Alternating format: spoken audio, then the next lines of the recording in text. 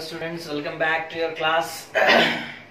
Hopefully all of you have enjoyed your Rajo vacation. Okay, so after the vacation we are back again, and today we will continue with our syllabus, that is our portion. So today we will discuss some interesting facts, that is about electrostatics of conductors. Okay, today we will discuss some facts about the electrostatics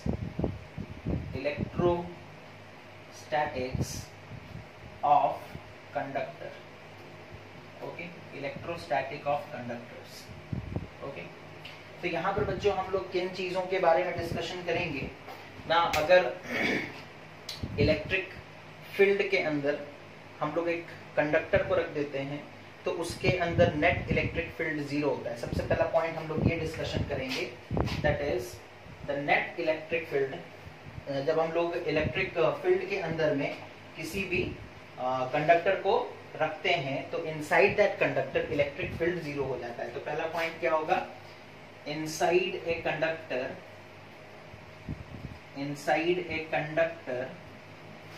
electric field is zero. और ऐसा क्यों होता है देखो, जैसे suppose कर लो हमारे पास एक पॉजिटिव प्लेट है। ओके, एक पॉजिटिव प्लेट है। ओके, और यहां पर सपोज कर लो एक नेगेटिव प्लेट है ना, यानी कि प्लेट जिसका चार्ज नेगेटिव है। तो इलेक्ट्रिक फील्ड का डायरेक्शन किधर होगा, पॉजिटिव से नेगेटिव की तरफ, है ना, पॉजिटिव से नेगेटिव की तरफ। ओके, अगर सपोज कर लो हम यहाँ पर एक कंडक्टर रख देते हैं, ठीक है, यहाँ पर सपोज कर लो हम एक कंडक्टर रख देते हैं, ठीक है। कंडक्टर के बारे में आप लोगों को पता होगा बच्चों, कंडक्टर्स के पास क्या होते हैं ना, फ्री इलेक्ट्रॉन्स होते हैं कंडक्टर्स के पास, है ना। कंडक्टर्स के पास क्या होते हैं, फ्री इलेक्ट्रॉन्स। ओके, तो होगा क्या, क्योंकि इधर वाला प्लेट पॉजिटिव चार्ज है तो कंडक्टर के अंदर में जितने भी इलेक्ट्रॉन्स हैं यानी कि नेगेटिव चार्जेस, वो लोग इधर आ जाएंगे अट्रैक्ट होकर के, और जो कंडक्टर के अंदर जितने भी पॉजिटिव चार्जेस हैं वो लोग नेगेटिव की तरफ अट्रैक्ट होकर के चले जाएंगे इस तरफ, है ना। ये जो कंडक्टर है इसमें बहुत सारे फ्री इलेक्ट्रॉन्स हैं। ओके, और पॉजिटिव आयंस भी हैं, है ना।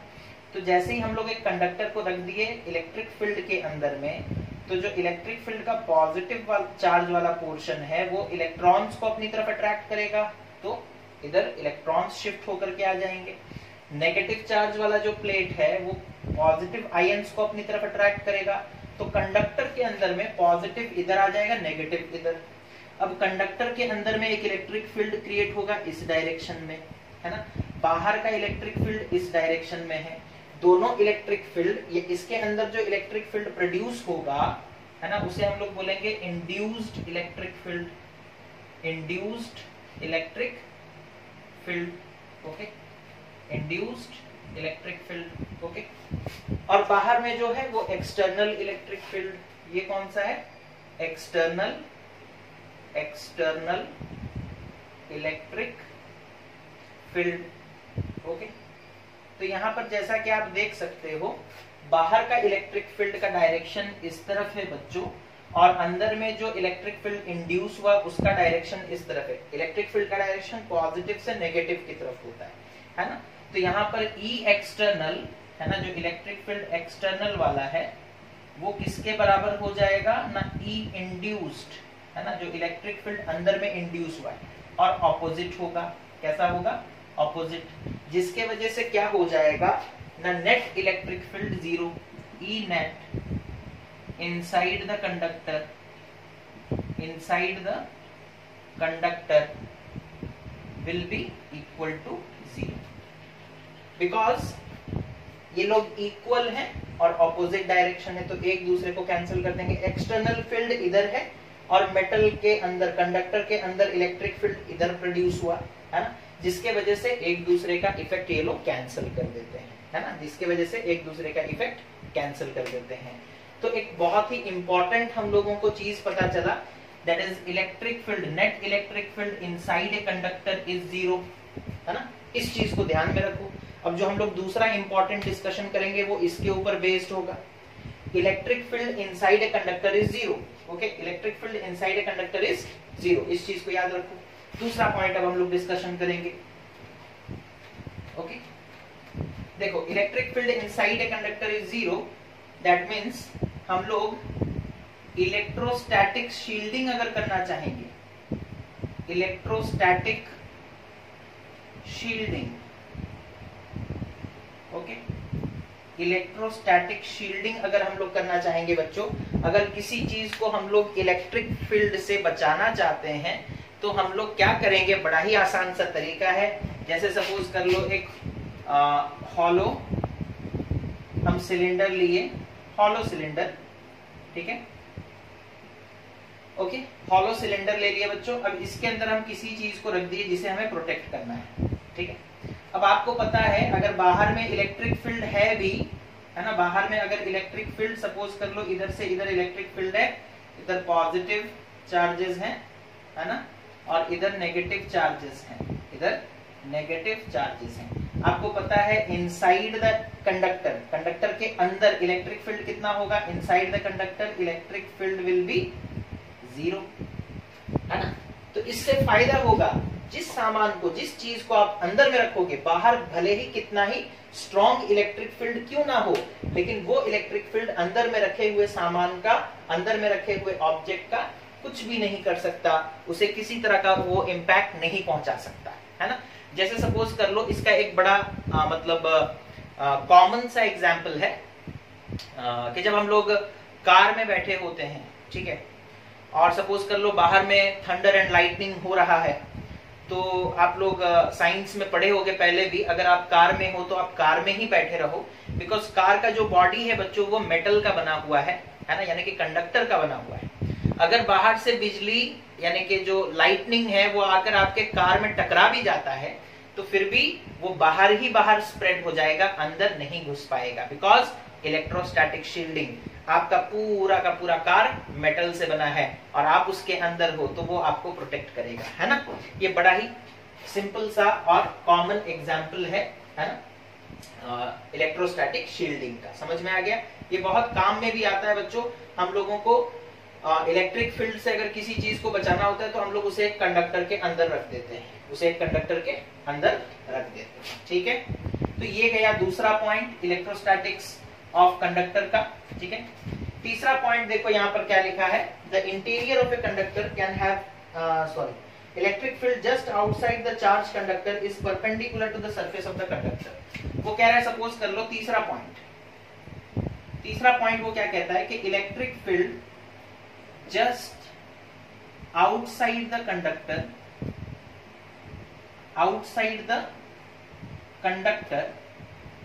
is perpendicular to the surface of the conductor, to the surface of the conductor। मतलब सपोज कर लो ये कोई एक कंडक्टर है, ठीक है, ओके। सपोज कर लो ये कंडक्टर पॉजिटिवली चार्ज्ड है ना, सपोज कर लो ये कंडक्टर पॉजिटिवली चार्ज्ड है ना।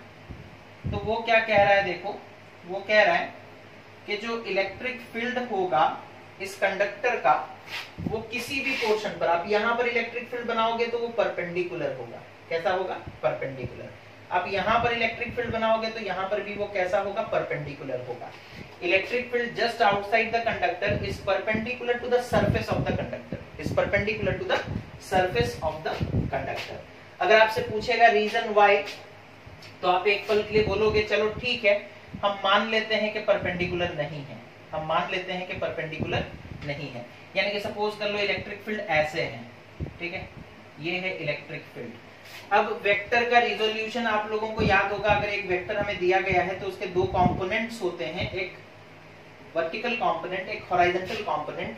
सपोज कर लो सरफेस के साथ एंगल थीटा है तो इधर हो जाएगा ई कॉस थीटा और इधर वाला कंपोनेंट हो जाएगा ई साइन थीटा, ठीक है, E cos theta and E sine theta. तो अगर ये सरफेस है बच्चों ये वाला, तो इधर एक कंपोनेंट होगा that is E cos theta और इधर एक कंपोनेंट होगा that is E sine theta, है ना।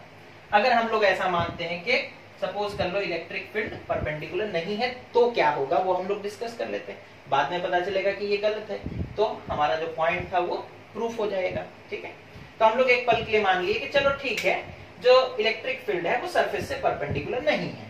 अगर परपेंडिकुलर नहीं है तो उसके दो कंपोनेंट्स होंगे, एक ई कॉस थीटा और एक ई साइन थीटा। लेकिन अगर आप बोलते हो कि इधर का component that is E cos theta जो है वो इस डायरेक्शन में है, मतलब यहाँ का पोटेंशियल इलेक्ट्रिक फील्ड डिफरेंट होगा, है ना, यहाँ का इलेक्ट्रिक फील्ड डिफरेंट होगा, बट ऐसा तो होता नहीं है ना, ऐसा होता नहीं है। Electric field on the surface of a conductor is zero, okay, inside the conductor is also zero, okay, about the surface आपका वैल्यू क्या आता है वो हम लोग निकाल सकते हैं, ठीक है। तो अब यहाँ पर पता ये चला कि ई कॉस थीटा जो है it will be equal to zero. अब ई तो जीरो नहीं हो सकता, है ना, इलेक्ट्रिक फील्ड थोड़ी जीरो हो सकता है, तो हम लोग लिखेंगे cos theta is equals to zero. Cos theta का कौन सा वैल्यू जीरो होता है बच्चों, थीटा जब 90 डिग्री होता है तब जाकर कॉस थीटा जीरो होता है। दैट मीन्स पता चला कि ई कॉस थीटा एग्जिस्ट नहीं करता, है ना, यानी कि कोई दूसरा वैल्यू एग्जिस्ट नहीं कर सकता, तो थीटा का वैल्यू हमेशा 90 डिग्री ही होगा, यानी कि हमारा इलेक्ट्रिक फील्ड हमेशा परपेंडिकुलर ही होगा, ठीक है। तो ये एक पॉइंट हो गया electrostatic means regarding electrostatics of conductor, है ना, ये तीसरा पॉइंट हो गया, है ना। आपको याद रखना है कि जो इलेक्ट्रिक फील्ड होता है वो सरफेस से हमेशा परपेंडिकुलर होता है, वो सरफेस से हमेशा परपेंडिकुलर होता है, ठीक है। उसके बाद electric field at the surface of a charged conductor, है ना, फोर्थ पॉइंट, ये सब याद रखोगे आप लोग। Electric field at the surface of a charged conductor is equal to कितना हो जाएगा ना, that is sigma by epsilon nought is equal to sigma by epsilon nought, where sigma is surface charge density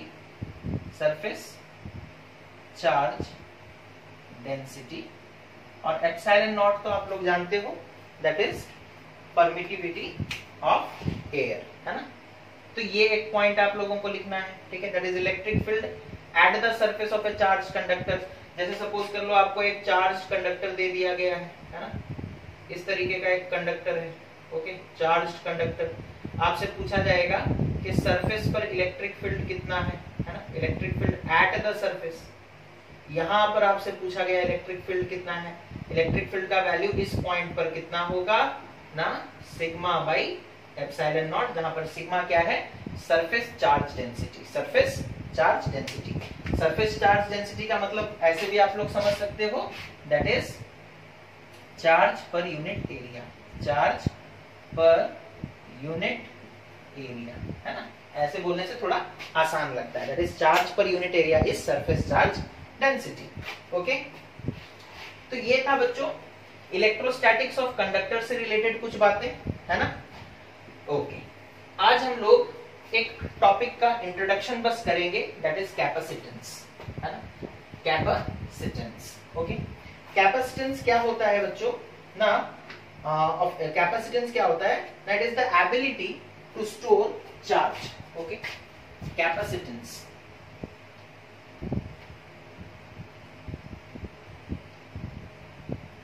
okay, ये दिख रहा है आप लोगों को,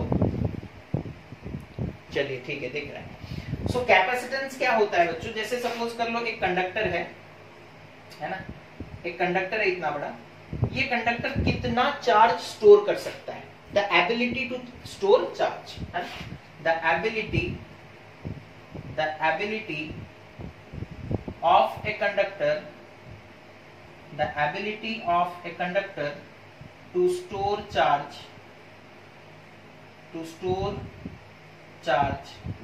is called its capacitance, okay। तो कैपेसिटेंस क्या है, ना हर एक कंडक्टर, जैसे ये एक कंडक्टर है मान लो, ये कितना चार्ज स्टोर कर सकता है, उसको हम लोग बोलेंगे कि उसका कैपेसिटेंस उतना है, उसका कैपेसिटी उतना है ना। समझ में आ रहा है? The ability to store charge, okay, is called the capacitance of a conductor. Okay, अब यहां पर देखो एक रिलेशन भी हम लोग यहां पर देखेंगे। जैसे सपोज कर लो हमारे पास एक कंडक्टर है, ओके, जैसे सपोज कर लो हमारे पास एक कंडक्टर है, इस तरीके का सपोज कर लो, एक वायर के शेप में हमारे पास एक कंडक्टर है, ठीक है। आप सपोज इसे एक इलेक्ट्रॉन दे दिए या एक चार्ज दे दिए, पॉजिटिव चार्ज मान लो, सपोज एक पॉजिटिव चार्ज दिए।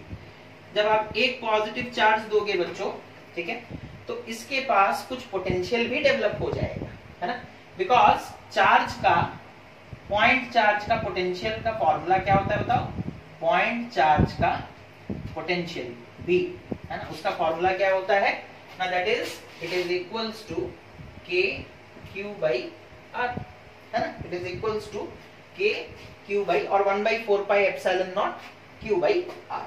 ओके, तो जैसे ही आप उसे एक चार्ज दे दोगे, दैट मीन सपोज आप चार्ज एक चार्ज Q दे दिए, तो उसके पास एक पोटेंशियल डेवलप हो जाएगा। जैसे ही आप उसे चार्ज दिए, चार्ज देने पे कंडक्टर के पास क्या डेवलप होता है? पोटेंशियल, है ना। ओके, अगर सपोज आप और एक बार उसे एक चार्ज दे दिए Q, तो उसका पोटेंशियल, यानी कि आप कितने टोटल चार्जेस कितने हो गए? 2Q, Q था पहले और एक चार्ज ऐड कर दिए 2Q, तो अब पोटेंशियल कितना हो जाएगा? सपोज पहले जो पोटेंशियल था उसे V1 बोले, अब 2 पॉइंट चार्जेस है तो V2 कितना होगा? देखो K into 2Q by R। Okay, तो वैल्यू बढ़ रहा है ना, पोटेंशियल का वैल्यू क्या हो रहा है? बढ़ रहा है। जैसे जैसे आप चार्ज बढ़ाते जाओगे वैसे वैसे पोटेंशियल का वैल्यू भी बढ़ता जाएगा। पहले एक चार्ज था Q, तो पोटेंशियल कितना आ रहा था? K into Q by R, जिसे हम लोग लिख सकते हैं K का वैल्यू कितना होता है? 1/4 pi epsilon not Q by R, और यहां पर कितना हो जाएगा? 1/4 pi epsilon not 2Q by R, है ना। तो न्यूमरेटर में Q से 2Q हो गया, तो पोटेंशियल बढ़ेगा। पोटेंशियल क्या होगा? बढ़ेगा। उसी तरीके से जैसे जैसे आप चार्ज ऐड करते जाओगे, है ना, तो पोटेंशियल भी बढ़ता जाएगा। और एक सपोज Q अमाउंट का चार्ज आप ऐड कर दिए तो पोटेंशियल और बढ़ेगा। तो पता ये चला कि जो हमारा क्या बोलते हैं Q है ना, जैसे जैसे Q बढ़ा रहे हैं पोटेंशियल बढ़ रहा है, तो Q is directly proportional to V। इसका इक्वेशन बनाएंगे तो Q is equals to CV, है ना, where C is the capacitance, where C is the capacitance, where C is the capacitance। ठीक है, इसको हम लोग थोड़ा रिलेट करते हैं। ओम्स लॉ आप लोग पढ़े होंगे, है ना, हम थोड़ा उधर लेकर के आपको जाते हैं। ठीक है, आप लोगों को याद होगा कि ओम्स लॉ में हम लोग क्या पढ़ते थे? ओम्स लॉ में हम लोग पढ़ते थे कि V is directly proportional to I। Voltage बढ़ाओगे करंट बढ़ेगा, है ना। जैसे यहाँ चार्ज बढ़ाने से वोल्टेज बढ़ रहा है, पोटेंशियल बढ़ रहा है, उसी तरीके से ओम्स लॉ कहता था potential is directly proportional to current, और V is equals to I R हम लोग लिखते थे, where R is a constant known as resistance। यहाँ पर बच्चों उसी तरीके से जब आप Q बढ़ाओगे, चार्ज बढ़ाओगे तो पोटेंशियल बढ़ेगा, तो हम लोग लिखते थे Q is proportional to V।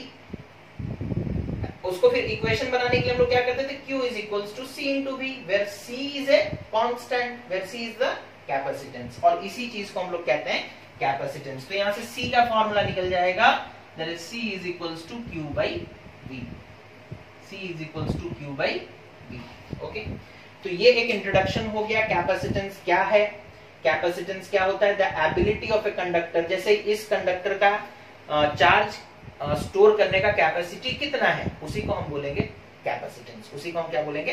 Capacitance. अब आप ऐसा नहीं कर सकते कि एक कंडक्टर ले लिए और उसमें इनफाइनाइट अमाउंट का चार्ज ऐड कर दिए, जितना चाहो उतना कर सकते हो? नहीं कर सकते, उसका एक कैपेसिटी है, एक लिमिट है ना। जैसे जैसे आप चार्ज ऐड कर रहे हो उसका पोटेंशियल बढ़ता जा रहा है, जब दोबारा आप चार्ज लेकर के आओगे तो वो अपोज करेगा, है ना। तो उसका एक लिमिट है जहां तक उसे चार्ज प्रोवाइड किया जा सकता है ना। That is the ability of a conductor to store charge is called its capacitance, है ना। तो और हम लोग एग्जाम्पल के साथ भी देखें कि जैसे जैसे हम लोग Q ऐड कर रहे हैं, चार्ज ऐड कर रहे हैं, उसका पोटेंशियल बढ़ता जा रहा है। तो पता ये चला दोनों के बीच में रिलेशन डायरेक्टली प्रोपोर्शनल है। इक्वेशन बना दी Q is equals to C into V, where C is the capacitance, है ना। इसको रिलेट करके बताए ओम्स लॉ के साथ कि किस तरीके से ये मिलता जुलता है ओम्स लॉ से, इसका लॉजिक। ठीक है, तो होप आप लोगों को इतना समझ में आया होगा। कैपेसिटेंस का मतलब क्या है, कैपेसिटेंस का जनरल फॉर्मूला क्या है ना, that is Q is equals C is equals to Q by V। एक इंपॉर्टेंट चीज, C is constant, है ना। जैसे ओम्स लॉ में R कांस्टेंट था, है ना। एक रेजिस्टर का रेजिस्टेंस बच्चों कांस्टेंट होता है, R होता है। आप सपोज कर लो, हम लोग एग्जांपल ले रहे हैं, ओके। आप सपोज कर लो वोल्टेज दोगे यहाँ पर 3 वोल्ट और सपोज करंट फ्लो किया 1 एम्पियर, तो रेजिस्टेंस कितना हो जाएगा, R का वैल्यू कितना हो जाएगा, V by I, that is 3 by 1, that is 3 ओम, है ना। अगर सपोज कर लो हम क्या किए ना, हम वोल्टेज चेंज करके 6 वोल्ट कर दिए, ठीक है, तो आप देखोगे करंट चेंज होकर 2 एम्पियर हो जाएगा। फिर से R का वैल्यू निकालो तो कितना आएगा, V by I, that is 6 by 2, again 3 ohm. R का वैल्यू चेंज नहीं होगा, जब आप वोल्टेज चेंज करोगे तो करंट चेंज हो जाएगा। उसी तरीके से बच्चों कैपेसिटेंस का वैल्यू चेंज नहीं होगा, जब आप Q को चेंज करोगे तो Q को चेंज करोगे तो V भी चेंज होगा, लेकिन इनका रेशियो हमेशा फिक्स रहेगा। जैसे यहाँ पर देखो V by I का रेशियो पहले कितना था, 3, बाद में भी V by I का रेशियो कितना है, 3 ही है। जब आप वोल्टेज चेंज कर रहे हो तो करंट चेंज हो जा रहा है, रेजिस्टेंस चेंज नहीं होता। उसी तरीके से एक कंडक्टर का जब आप Q का वैल्यू उसमें ज्यादा चार्ज ऐड करोगे तो V भी तो बढ़ेगा, है ना।